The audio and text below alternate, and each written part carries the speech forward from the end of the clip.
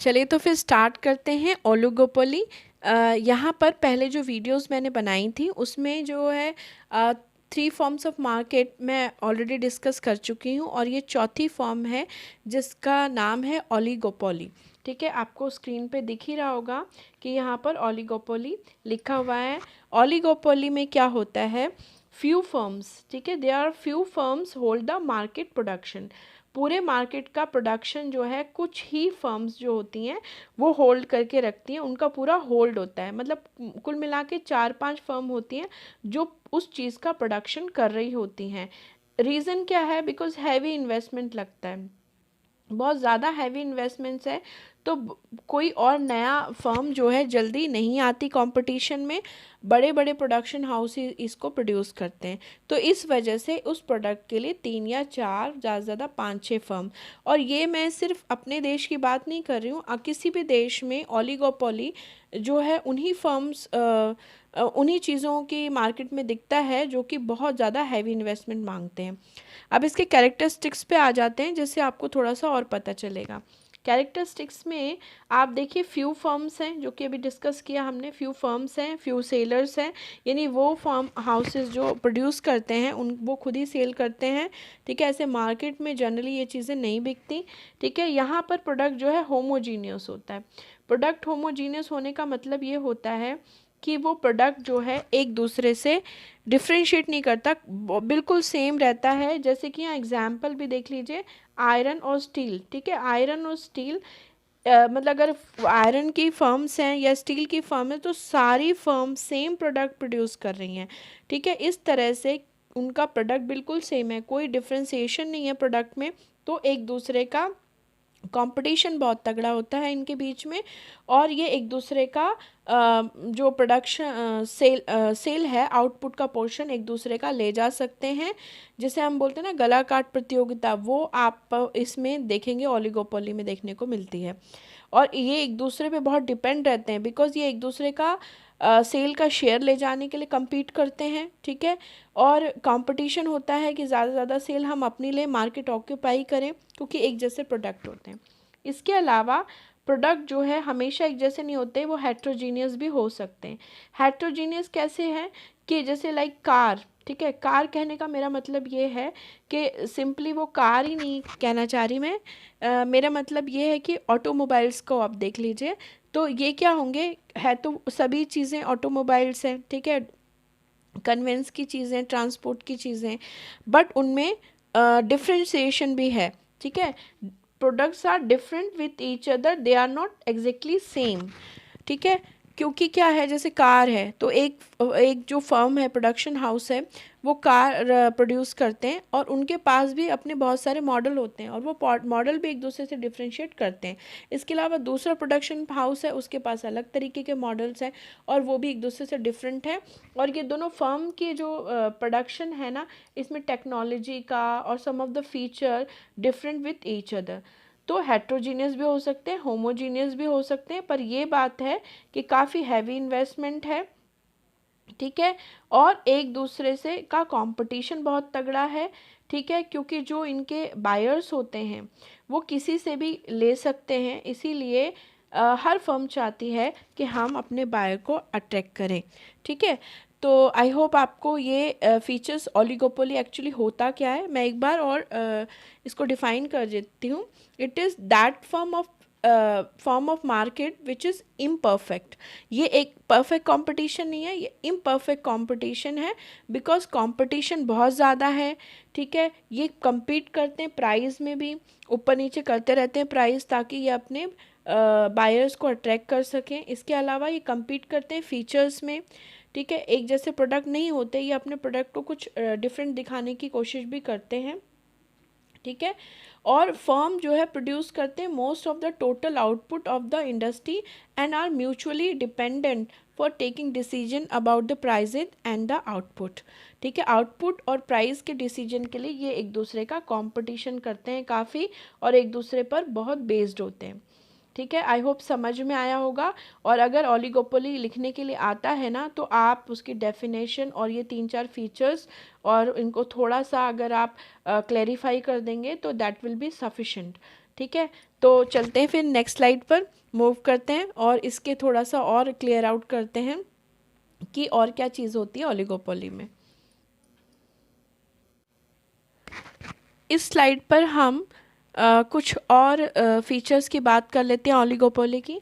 यहाँ पर इंटरडिपेंडेंसी है, जैसे मैंने पहले ही बताया कि every firm should aware the other firm product, because इनमें आपस में कंपटीशन है, तो उनको दूसरे फर्म क्या प्रोड्यूस कर रही है, कितना आउटपुट प्रोड्यूस कर रही है, क्या प्राइस रख रही है, इसके लिए बहुत ध्यान देना चाहिए। बिकॉज देखिए, जो भी मार्केट में डिमांड है उसको सब मिल के कमाएंगे, उसमें से सब उस चीज़ को लेने की कोशिश करेंगे। तो इतना ज़्यादा भी आप प्रोडक्शन ना करें, दूसरे फर्म्स कितना आउटपुट उतार रहे हैं, आपका शेयर क्या हो सकता है, ठीक है, आप कितना बेच सकते हो, क्योंकि उतनी ही डिमांड में सबको एडजस्ट करना है। तो बहुत ध्यान से आपको मार्केट डिमांड और अपना बाकी सबका आउटपुट और अपना आउटपुट भी देखना पड़ता है। इसके अलावा प्राइजेस और फर्म्स क्या रख रहे हैं, ठीक है, क्योंकि मोस्ट ऑफ द टाइम यहाँ पर क्या होते हैं कि प्रोडक्ट जो है होमोजीनियस होते हैं, और अगर हेट्रोजीनियस भी हैं तो वो थोड़ा थोड़ा डिफरेंस होता है। मीन्स एक दूसरे के जगह पे चीज़ें खरीदी जा सकती हैं। मीन्स अगर किसी को एक टाइप की कार चाहिए तो वो मतलब ऐसा नहीं है कि दूसरी चीज़ नहीं खरीद सकता, वो अपनी पसंद दूसरे के लिए भी जनरेट कर सकता है। तो प्राइजेज़ अगर आप बहुत ज़्यादा रख लेते हैं, मनमाने रख लेते हैं, तो ओलिगोपोली में आप सरवाइव नहीं कर पाएंगे। एक दूसरे के प्राइस पे भी कंपटीशन होता है, और वॉच रखनी पड़ती है कि मार्केट में क्या प्राइस चल रहे हैं, कितना फीचर्स हमारी कार या हमारे प्रोडक्ट में हैं और हम कितना रखें, ये ध्यान देना पड़ता है। इसके अलावा एडवर्टाइजमेंट होता है, बिकॉज़ यहाँ पर इनमें काफ़ी कंपटीशन होता है और थोड़ा थोड़ा सा ही डिफ्रेंसिएशन होता है, और फीचर्स कुछ अलग अपने प्रोडक्ट में डाल देते हैं, तो उन फीचर्स के लिए एडवर्टाइज़ करना पड़ता है, क्योंकि आपको जो ओलिगोपोली फर्म्स के प्रोड्यूसर हैं उनको अपने कस्टमर को अट्रैक्ट करने के लिए उसके दिमाग में बिठाना पड़ता है कि हमारा प्रोडक्ट को दूसरे से कितना डिफ्रेंशिएट करता है, डिस्काउंट्स भी देने पड़ते हैं, और इसके लिए आपको ग्राहक को अवेयर करना पड़ेगा, अपने कस्टमर को, और उसके लिए आपको एडवर्टाइज़ करना पड़ेगा। तो एडवर्टाइजमेंट का बहुत इंपॉर्टेंस है ओलिगोपोली में।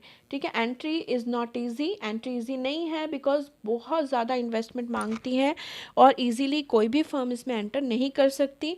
ठीक है, इसके अलावा 4-5 लोग हैं, बहुत तगड़ा कंपटीशन है, कंपटीशन में इसमें टिकना आसान नहीं होता, और कभी कभी तो ये फर्म्स जो है मिलकर एक ग्रुप बना लेते हैं और किसी नई फर्म को आने ही नहीं देते, बिकॉज उसके आने से इनका जो शेयर ऑफ मार्केट है वो कम हो जाएगा। तो ये भी यहाँ पर पाया जाता है।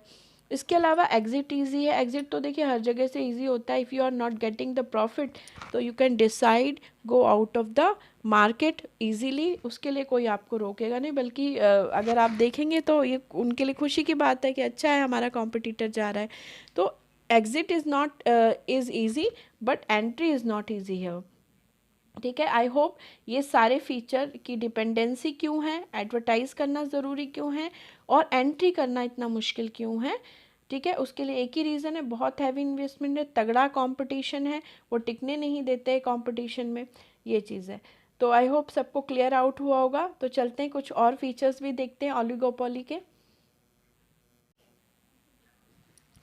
यहाँ पर देखिए, अभी जो आपने पीछे स्लाइड देखी उनमें हमने ओलिगोपोली का डेफिनेशन प्लस उसके फीचर्स वो सब डिस्कस किए। अब यहाँ पर हम डिस्कस करेंगे रीजंस ऑफ ओलिगोपोली। वैसे तो फीचर्स में ही रीजंस छुपे होते हैं, लेकिन फिर भी एक बार क्लियर आउट कर लेते हैं। अगर रीज़न पूछेंगे तो आपको क्या बताना है। ठीक है, all share all part of profit, सारी जो फर्म्स होती हैं वो सारा पार्ट ऑफ प्रॉफिट शेयर करती हैं। जो 4-5 फर्म है वही सारा प्रॉफिट मार्केट का ले लेती हैं। सो दे प्रोजेक्ट बैरियर, इसीलिए वो नई फर्म के लिए बैरियर क्रिएट करती हैं, नई फर्म को आने नहीं देती, क्योंकि उनका पार्ट ऑफ सेल और पार्ट ऑफ प्रॉफिट घट जाएगा उससे।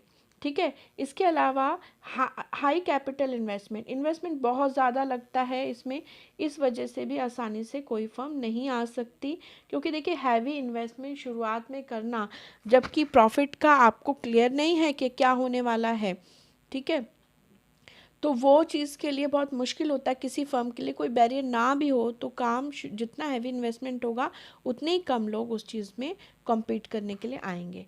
ठीक है, इसके अलावा जो है टेक्नोलॉजी जो है वो बहुत कॉम्प्लेक्स यूज़ होती है। ठीक है, टेक्नोलॉजी जो यूज़ करी काफ़ी कॉम्प्लेक्स होती है। फॉर एग्ज़ाम्पल अगर हम स्टील प्लांट या आयरन प्लांट ले लें तो इसमें होता क्या है कि जो मतलब माइंस वगैरह होती हैं वहाँ पर काफ़ी टेक्नोलॉजी यूज़ होती है।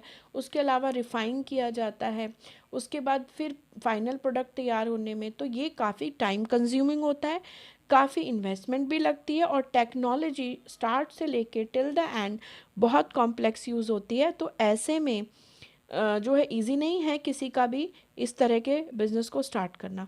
तो इसीलिए कुछ फर्म जो आ गई हैं बस वही बनी रहती हैं। इसके अलावा लाइसेंस, ठीक है, क्योंकि ये ऐसे प्रोडक्ट होते हैं जिसका गवर्नमेंट से लाइसेंस लेना पड़ता है, और वो एक बड़ा प्रोसीजर होता है, बहुत फॉर्मेलिटीज़ होती हैं और बड़ी ज़िम्मेदारी का काम होता है, और इजी नहीं है लाइसेंस लेना। ठीक है, तो ये रीज़न्स हैं जिस वजह से कुछ ही फर्म यहाँ एंटर कर पाती हैं और कंपटीशन में वही बनी रहती हैं। आई होप ओलिगोपोली अब आपको बहुत अच्छे से समझ आया होगा। ठीक है, ओलिगोपोली में कुछ और चीज़ें भी हैं, मगर अगर मैं 11th 12th और बीए की बात करूँ, बीकॉम की बात करूँ, जितना सफिशेंट है। लेकिन इसके अलावा भी मैं एक वीडियो और बनाऊँगी टाइप ऑफ ओलिगोपोली। ठीक है, कि टाइप कितने होते हैं ओलिगोपोली में, बट अभी फ़िलहाल के लिए इतना सफिशेंट है। अगर आप इतना समझ लेते हैं तो इतना भी लिख के आएंगे आपके लिए बहुत बेटर रहेगा। और आई होप सबको समझ में आया होगा। अगर कोई पॉइंट ऐसा है जो नहीं समझ में आया तो प्लीज़ आप कमेंट कर दीजिए और मैं उसको आपको क्लियर करूँगी। And thanks for watching the video. Have a nice day, और प्लीज़ लाइक शेयर और सब्सक्राइब करना ना भूलेगा। Okay, bye.